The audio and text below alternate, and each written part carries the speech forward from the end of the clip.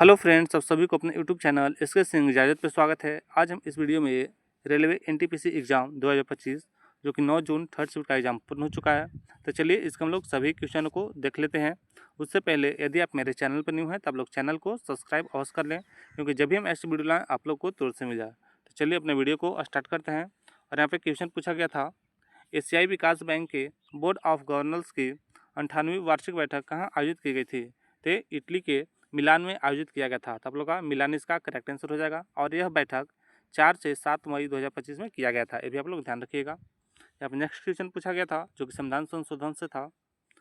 104वां संविधान संशोधन किससे संबंधित है? तो ये 104वां संविधान संशोधन 2020 मुख्य रूप से लोकसभा और राज्य विधानसभाओं में अनुसूचित जातियों यानी एससी और अनुसूचित जनजातियों यानी एसटी के लिए आरक्षण के विस्तार से संबंधित है। तो आप लोग का एससी एसटी इसका करेक्ट आंसर हो जाएगा। यहाँ पे देख लेते हैं इसके बारे में। और यह एंग्लो इंडिया के लिए लोकसभा और राज्य विधानसभाओं में सीट के आरक्षण को भी समाप्त करता है। ये भी आप लोग ध्यान रखिएगा। यहाँ पे नेक्स्ट क्वेश्चन पूछा गया था कि संविधान संशोधन के द्वारा दिल्ली को राष्ट्रीय राजधानी क्षेत्र बनाया गया था। तो 69वें संविधान संशोधन अधिनियम 1991 में जो हुआ था। तो आप लोग का 69वें संविधान संशोधन करेक्ट आंसर हो जाएगा, क्योंकि यहाँ पे संविधान संशोधन को पूछा गया था। तो आप लोग का 69वें संविधान संशोधन करेक्ट आंसर हो जाएगा। और ये कब हुआ था? तो 1991 में संशोधन हुआ था। ये भी आप लोग ध्यान रखिएगा। देख लेते हैं इसके बारे में। इसने राज्य के लिए एक राज्य विधानसभा और मंत्री परिषद बनाई।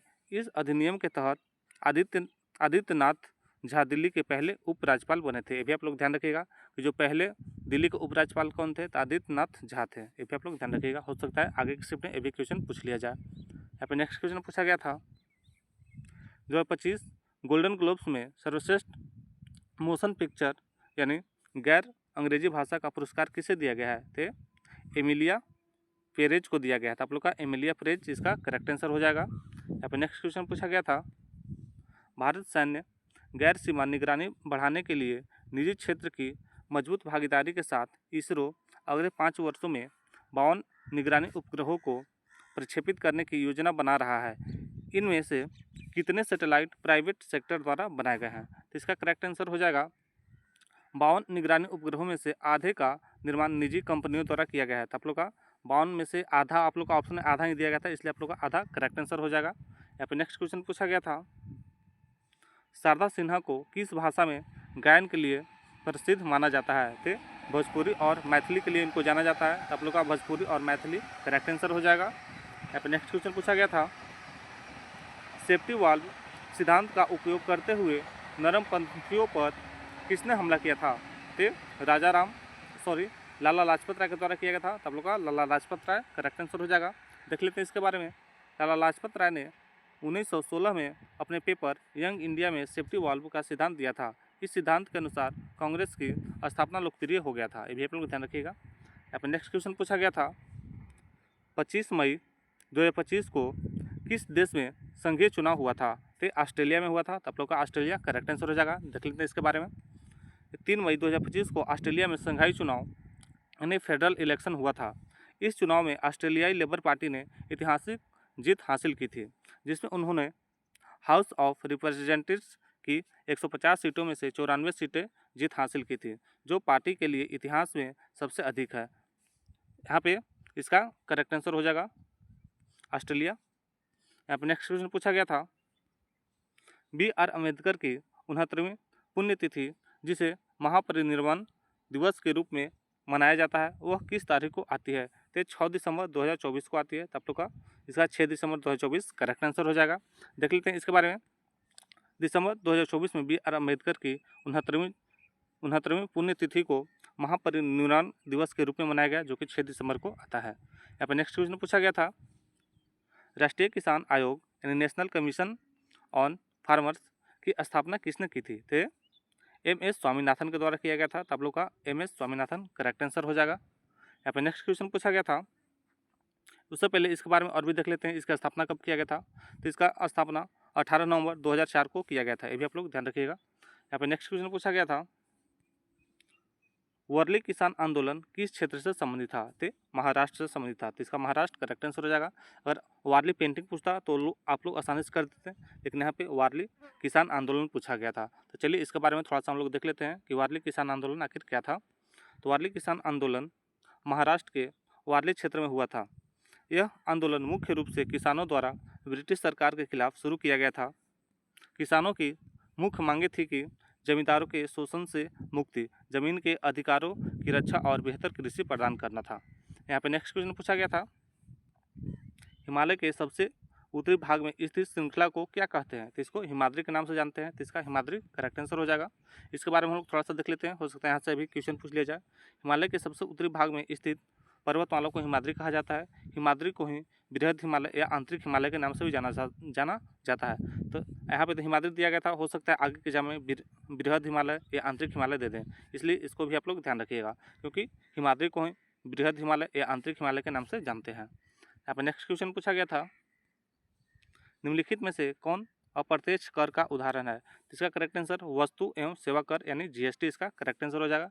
जो जीएसटी है अप्रत्यक्ष कर का उदाहरण है, तो इसका करेक्ट आंसर वस्तु एवं सेवा कर हो जाएगा। यहाँ पर नेक्स्ट क्वेश्चन पूछा गया था, ठुमरी निम्नलिखित में से किस राज्य का लोक नृत्य है? तो ठुमरी जो है उत्तर प्रदेश का लोक नृत्य है, तो आप लोग का उत्तर प्रदेश करेक्ट आंसर हो जाएगा। यहाँ पर नेक्स्ट क्वेश्चन पूछा गया था, चंद्रगुप्त द्वितीय यानी विक्रमादित्य के बाद गुप्त साम्राज्य का शासन किसने संभाला था?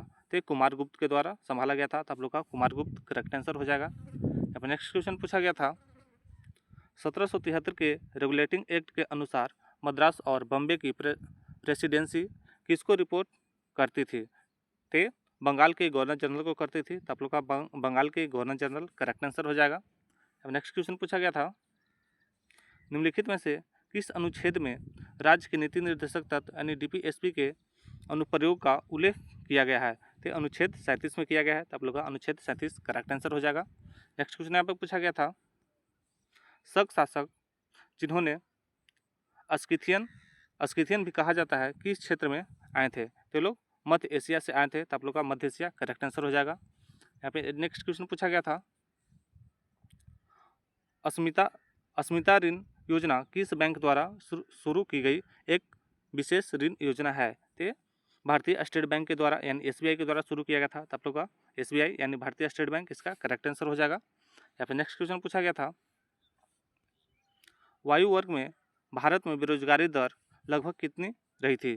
तो 3.2% रही थी, तो आप लोग का 3.2% यानी 20 का करेक्ट आंसर हो जाएगा। यहाँ पर नेक्स्ट क्वेश्चन पूछा गया था जो कंप्यूटर से था, कंप्यूटर में किस सुविधा के माध्यम से बार बार किसी एप्लीकेशन की एक ही फाइल को जल्दी और आसानी से एक्सेस या क्रिएट किया जा सकता है? तो इसका करेक्ट आंसर हो जाएगा क्विक एक्सेस के द्वारा हम लोग जल्दी से कर लेते हैं, तो इसका डी करेक्ट आंसर हो जाएगा। यहाँ पर नेक्स्ट क्वेश्चन पूछा गया था, MS ऑफिस 365 में किसी टेक्स्ट के फिजिकल फॉर्मेटिंग जैसे बोल्ड, इटैलिक, अंडरलाइन आदि को हटाने के लिए कौन सी कीबोर्ड शॉर्टकट कुंजी का हम लोग प्रयोग करते हैं? तो हम लोग कंट्रोल प्लस स्पेस बार का प्रयोग करते हैं, इसलिए इसका सी करेक्ट आंसर हो जाएगा। यहाँ पर नेक्स्ट क्वेश्चन पूछा गया था, स्मार्ट सिटीजन मिशन के अंतर्गत केंद्र सरकार ने कुल कितनी राशि आवंटित की थी?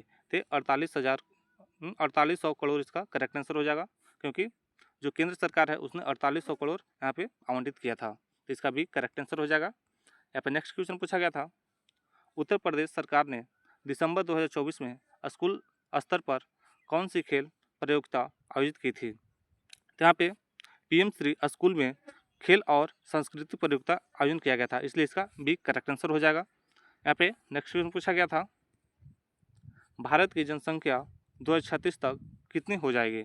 तो देख लेते हैं इसके बारे में कि 2036 में भारत की जनसंख्या कितनी हो जाएगी।